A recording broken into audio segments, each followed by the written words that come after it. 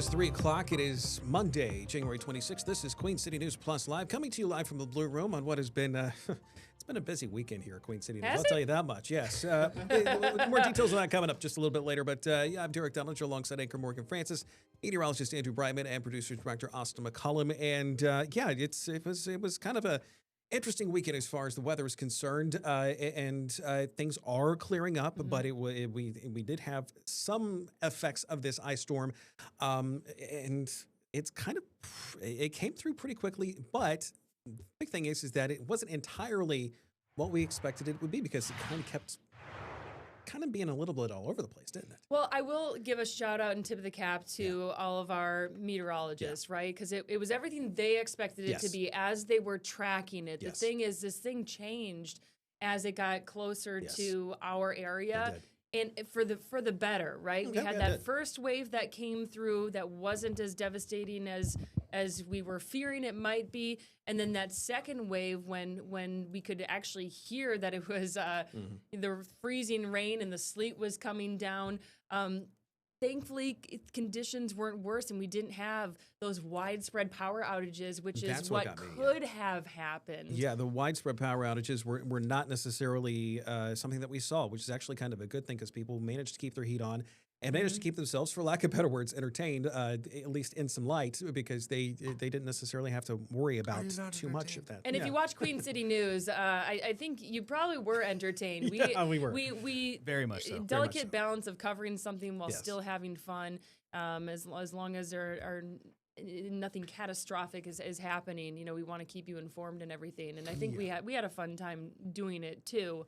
And thankfully, there weren't too many serious incidents that happened out there. But you might be wondering why we were spared the worst of the possible outcome of the storm. Meteorologist Andrew Brightman as well as some details on the freeze that we could be seeing tonight, tomorrow night, Wednesday night. I mean, you're still awake. Yeah, first off, still awake. Well, I mean, Morgan, you you're doing it all with me. I know. I'm impressed. But that's a lot. I was seeing the low tonight in Boone is supposed to be around 2. In Charlotte, it's supposed to be around like 11-ish. Yeah. So with the lingering ice that's out there, what exactly does that mean for that lingering ice that's out there? Well, the lingering ice is that most of it is anything that's been exposed to sunlight basically is gone. That's why the roads have dramatically improved even from last night. And some of the people on the interweb were being like, "Hey, where are my power outages?" I've never seen so many people that might have been disappointed. It sounds like they want them almost. Like they were disappointed. It gives them an official excuse. By the lack of power. Ultimately, what happened? Roughly here, there's some of our weather headlines. We got frigid overnight, cold weekend, and then, a little preview here. Actually watching next Saturday for maybe a little bit of the S word, and that's not sleet. Some of the cold alerts that we have here across the Carolinas, extreme cold warning in effect for Watauga, Avery, Ashe counties, cold weather advisories elsewhere here. 38 degrees, blustery too, a bit of a wind chill factor. Winds out of the northwest about 20 to 25 miles an hour. Here's some of the ice reports that we saw. In Charlotte, probably officially here, about a quarter or so inch of that ice accretion. Now, we were originally concerned about maybe seeing ice accretion levels of over a half inch, and that's what probably would have brought us maybe at least 10 times the amount of power outages that we saw in Mecklenburg County. The reason it didn't happen is that, thankfully, as Morgan was referring to, when that heaviest band was moving through the Carolinas, moving through Charlotte, it was for the most part sleet. We got a little bit of icing on the backside, and that's what kind of got our numbers up in terms of freezing rain in Charlotte up to a quarter inch. But if that was all freezing rain, we would have been talking about over a half inch, and we would have seen, I would have said at least 10x the amount, maybe 20 to 25x the amount of power outages if we had gotten to that half inch or more. So very thankful in that respect that we picked up a little bit more sleet here in Charlotte. Some of the sleet reports, as we expected also, up in the mountains, we're going to be some of the big winners in terms of sleet here. Charlotte got around an inch, maybe. These are for the latest reports that I saw last night. About an inch in Charlotte, Turnersburg an inch and a half, Concord an inch and a half here in terms of sleet. Morganton picked up 2. I saw some other places up in the mountains up around 3 inches of sleet. So generally it was in line, but just the biggest thing that turned out is because it was so cold. It was 21, 22 as that band started to move in, Derek and Morgan, and that's what really helped us to keep us sleet through the majority of that main line where it was pouring sleet, and thankfully that wasn't freezing rain, or we would have had much worse problems in terms of power outages here across the Carolinas. Shortly after midnight this morning, technically, you did kind of like a miniature pinpoint weather university. You should do it on hail versus freezing rain and sleet and how it's all formed is really interesting. Thank you. So I'd love to see that on your other show. We'll check in with you in a little bit on that S word, snow, that you were talking about potentially in our forecast. Yes, potential return of it coming up this coming weekend. The weather, by the way, still causing some issues across other parts of the country. In fact, main issues have been in the Northeast, and at least 18 deaths have been blamed on the weather really across the country, as well as about 1 million power outages and a bunch of flight cancellations. There were a bunch of them yesterday in Charlotte, and still about 400, I think, today at the airport. Yeah, and they did that preemptively in anticipation of just kind of the conditions and what they were seeing at the airport. It's funny, we were showing some footage of like smaller airplanes in, I think it was Newland, that were blanketed in snow. Obviously, if the big ones aren't taken off, the small ones aren't taken off either. Yeah. But 800,000 power outages nationally at one point this morning. So even though Charlotte was spared, other parts of the country that had significant snowfall, they're still dealing with the lights not being on and all of that today. Yeah, the issues are up north are mainly snow related, but the issues here down south are more ice related, and those issues specifically with the ice are leading to more of those power outages, and there are some indications here that the power could be out for at least most of the week in those places that were hit the hardest. It's been really nice to see some of what's been happening up north, though. I mean, they're kind of used to the snow as it is, but they're equipped. They're equipped, but they're also seeing a foot of snow too. Yeah, it looks really pretty, though. I will say that, but again, it's something you don't necessarily want to go out there in unless you are very, very well prepared for it. Other news to tell you about today: it's been a busy weekend in Minnesota, and not necessarily in the good way because of all the things that have been happening there. We can tell you that President Trump did talk with Minnesota Governor Tim Walz a little bit earlier today, having a conversation about bringing White House Board Czar Tom Homan to the state to kind of help deal with the situation that's been happening up there. That I'm not going to say kind of. It got worse over the weekend because of the shooting of that ICU nurse. Governor Walz has requested the National Guard to come in to help their deputies and officers that are just getting overextended at this point. We had it's just been exacerbated, right? There was the first shooting death of Renee Good. And then on Saturday, Alex Preddy was killed, and the narrative surrounding this one, it's different.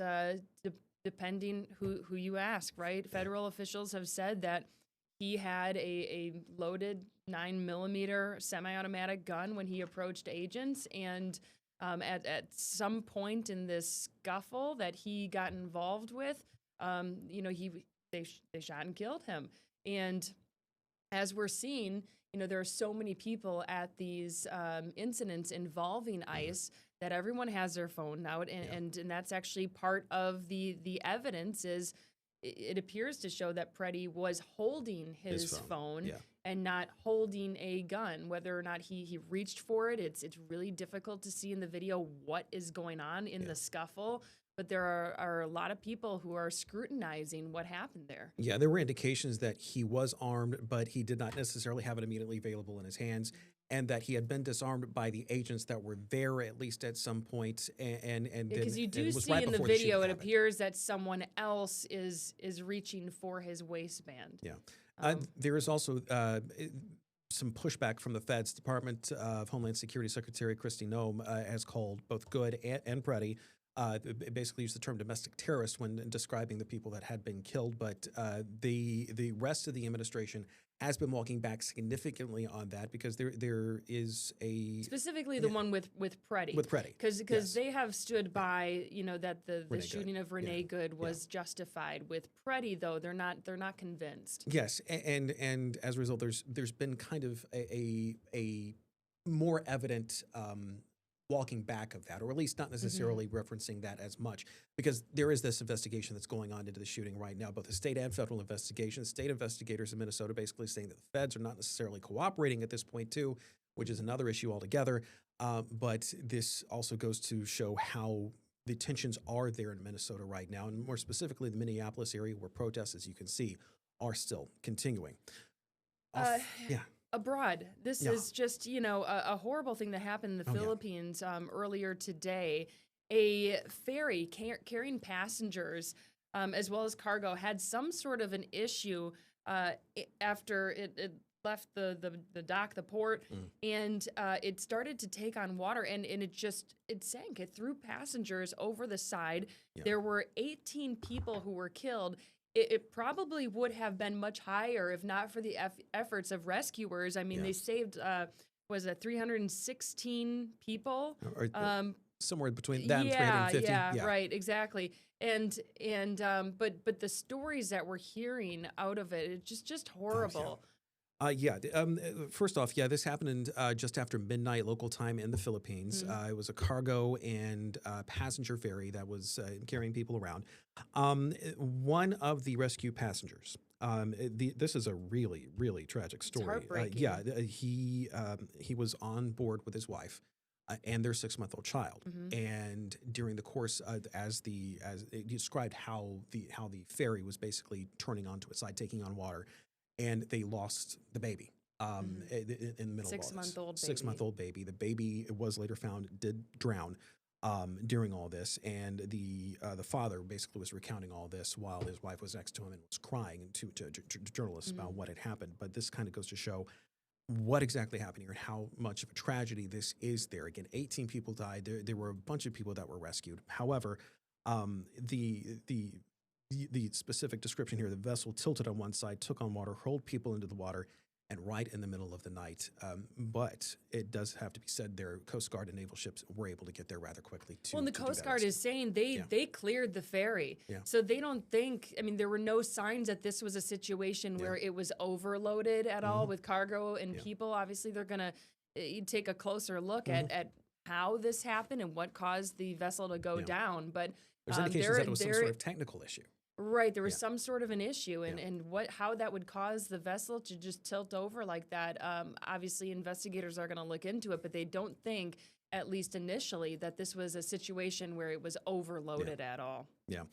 Here locally, there is a restaurant in Blowing Rock that is known, was actually been known for about 2 decades, and unfortunately, it is no more. After a fire that happened there early yesterday morning, this is the Bistro Roca restaurant. It's on Wonderland Trail, just off Main Street in Blowing Rock. No one was injured in this fire, but to get to that fire, the source of that fire was actually down in the basement. They had to backhaul the whole thing actually to get to that fire. But it is a fixture in Blowing Rock, and it is no more now. The building itself was like 100 years old. So you think of all the stories of people who were there, meals that were shared, and the owners of the restaurant.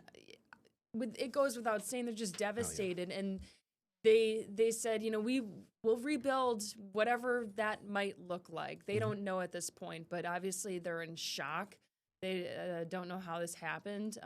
Thankfully, no one was hurt, and at the end of the day, that's what's most important. But this was, as you mentioned, Derek, a community staple. People love this restaurant, so a lot of people really just upset over what happened this weekend. And just imagine the hindrance of the responses. Now, granted, Blowing Rock is used to more wintry weather, but also you see how much snow that is. That they're just getting there and also kind of maintaining that with the frigid temperatures. That shall we say is a bit of a complication when fighting a fire like this as well. But again, the source of this in the basement, and so they had to basically backhoe the whole entire building just to get in there into the source of that fire. Well, still to come here on Queen City News Plus Live, we do have some good news to tell you about. The Super Bowl has been set. We'll be digging into that just a little bit, as well as some Carolina details, ties up to as that well as too. an event that was on Netflix over the weekend, broadcast live across the world, and boy, was it Scary interesting. to watch. You couldn't Also turn scary. away. Yes. Scary to watch. This is Queen City News Plus Live. We'll be right back. Andrew.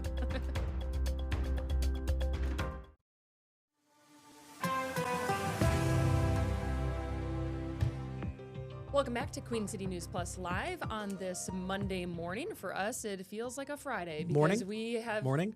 Exactly. You said morning? See? That's what happens when you sleep on a blow-up mattress at the news station. You don't know what time it is. It's not morning anymore. So you're doing great. Yeah. So Yeah, we are It's live. been a long weekend. It is the afternoon. You're not mistaken if you're watching at home. And you're also not mistaken by looking at the dry roads. Some of those are starting to clear really out, yeah. and it's as if nothing ever happened. But some of them. Some of it did. Yeah, the ones in the shade, you got to watch out for. We'll get that full forecast in just a little bit. It is 3:16, just to remind you. In the afternoon. And to remind myself. In the afternoon. Derek, TikTok. Never going to live that one down.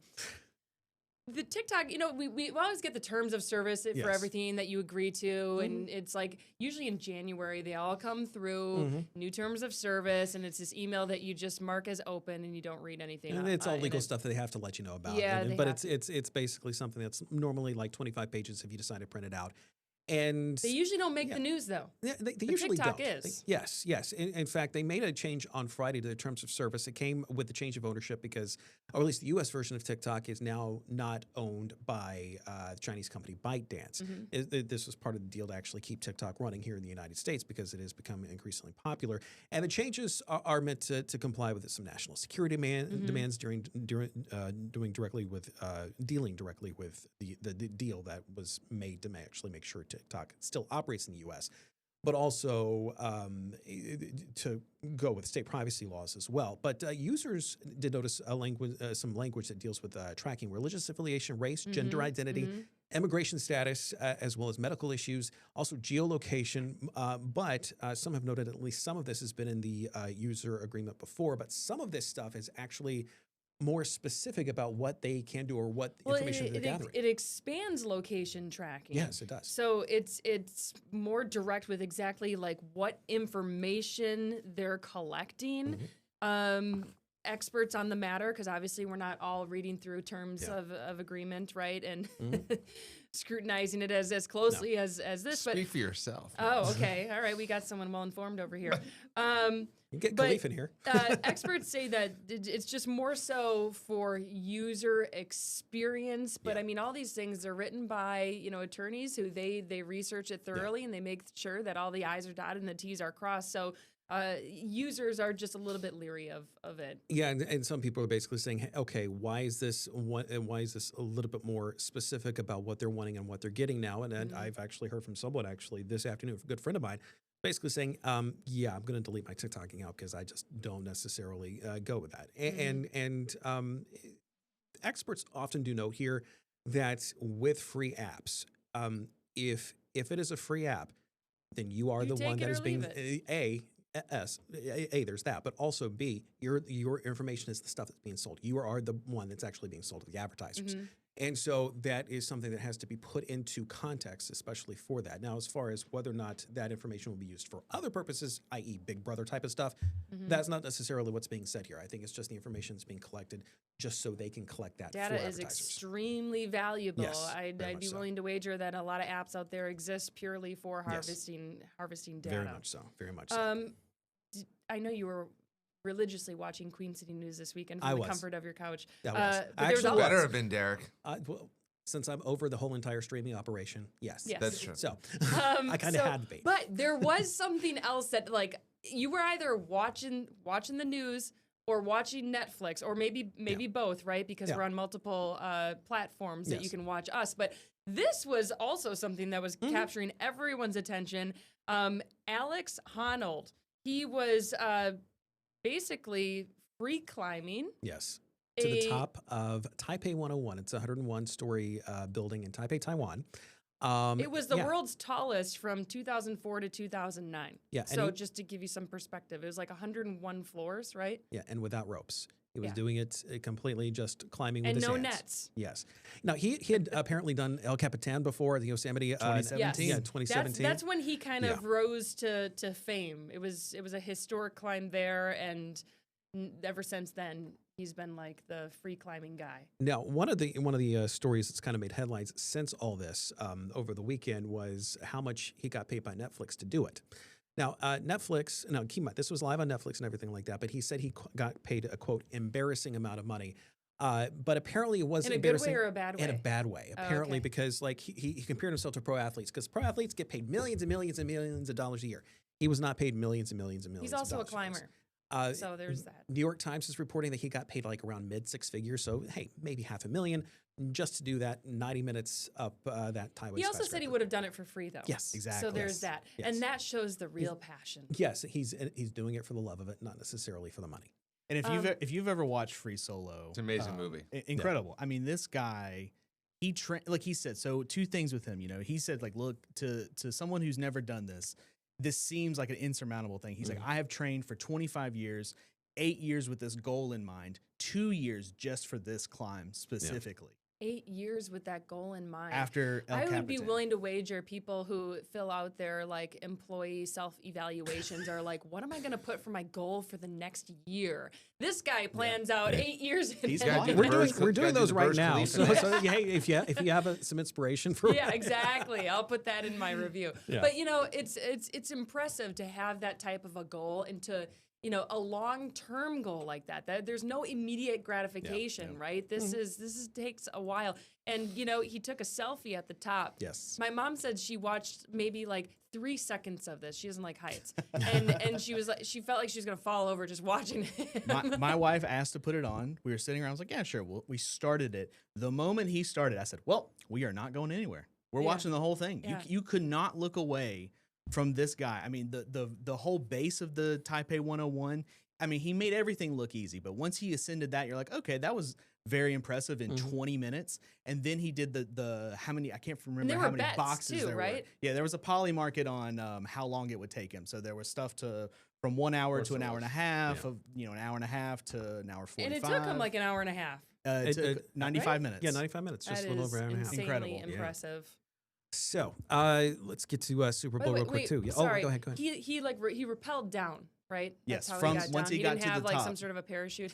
No, once he got to the that top, been cool. They had a rappel really for cool. him to come down where he met his wife. Okay. They took pictures. They talked to the crew, and then he took an elevator down. Yeah. They're not going to make him climb down. Okay. I mean, he climbed up. All right. Now we can talk Super Bowl. Let's talk Super Bowl real quick. Okay. There are some Carolina ties, and I am here for it. Yes. Okay. Out of the 4 Charlotte people ties. in this room, who is rooting for Drake May and the Patriots? One guy. We're going to the overhead. And who is rooting for Sam Darnold? Let's go How Hawks. can you guys turn your back on a Charlotte native? Here's the thing. I was just rooting for the Panthers. We had Sam Darnold. We maybe could have had Drake May.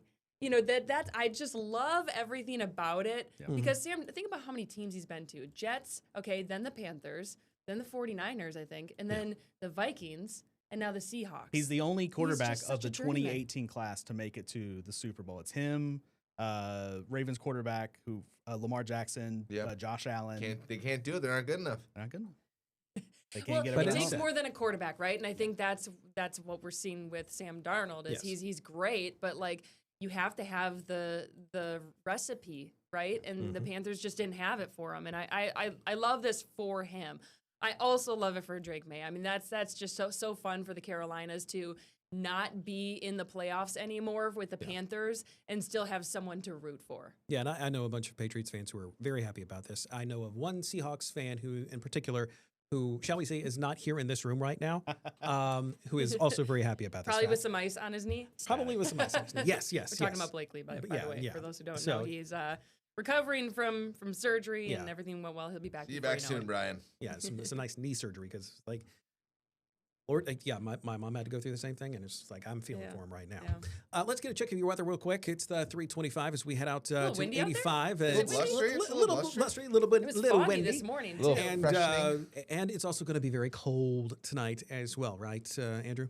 That's right. It is going to be very, very cold here as we go through the overnight hours. In fact, we do have extreme cold warnings here up across the mountains. 38 degrees here in Charlotte, but it's all about the winds at 21 miles an hour, making it feel significantly colder. One of the places where it feels very, very cold. Actually, they're getting a couple of snow showers right now up in Boone, a little bit of light snow, and this stuff is going to stick here where some of the temperatures are, but they're getting a little bit of snow. We talked about this last night.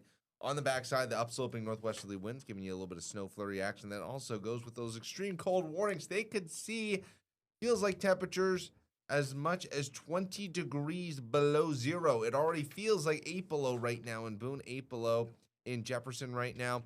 Here in Charlotte, feels like it's the upper 20. So, yeah, it's a little chilly across the region as we start to clear out here. Radar is quiet. Zooming out here Storm is gone, moved on out, and the cleanup, happened relatively quickly because once we got the sunshine, once we got above freezing here, things tend to melt pretty quickly when it comes to sleet and ice. Futurecast, let's go through the overnight hours into your Tuesday. It is going to be cold. We're heading down into the teens, everyone. You're going to need the spacesuits as you head off to work or school tomorrow, okay? Many people had kind of the ice day today, but as you head back to work and school tomorrow here, get ready for some cold temperatures. Probably going to see highs up around the 40-degree mark. It's going to be chilly all week long. I mean, we are locked into this cold pattern here across the Carolinas. Tuesday night, it's more of the same. Not quite as cold Wednesday morning, but every morning we're getting down into at least the mid-20s here across the Carolinas. It stays chilly. Bit of a reinforcing shot of cold air, maybe some more snow showers Wednesday night as we get up into the mountains here. But then otherwise, it's staying dry until at least the end of the week here. Now, let's talk about some of the wind chill values we could see here across the Carolinas. It is going to be brutally cold when you factor in the winds. Hold on, bear with me here one moment, everyone. Just skipped ahead on me. I love when my graphics do that on this computer. Anyway, wind chill values down to around 10 degrees below zero tonight up across the mountains later on this evening. And then as we get to the overnight hours, it's 11 o'clock tonight, 20 to 30 degrees below zero. This could be potentially deadly cold conditions up across the mountains. It's why those extreme cold warnings have been issued for our mountain counties, Avery, Ashe, Montauk counties. Just something to keep in mind here. And that cold weather is going to be sticking around right through tomorrow morning. It feels like the single digits here in Charlotte. That's why we have the cold weather advisories, but just not the level of extremes that they're going to be dealing with here up across the mountains. So zooming on here, your Pinpoint 7-day forecast. Looking towards the end of the week here, watching Saturday, there is a chance. I'm saying there's a chance of some potential snow on the way. Got to wait for the pattern to come more into focus here, but that's what we're watching as we get towards the end. It's cold. It's not warming up. It's cold. It's also winter, so it is winter. It is winter, but I still can't get over the fact it's single digits. Morgan just called it soft. Oh. Call it off? No, Morgan just said Morgan just called it soft. Soft. Oh. I mean, it is what it is. Yeah. That will do it for us for today on this edition of Queen City News Plus Live. Thanks so much for joining us, and enjoy your afternoon. It's the afternoon, by the way. Yes, and the cold.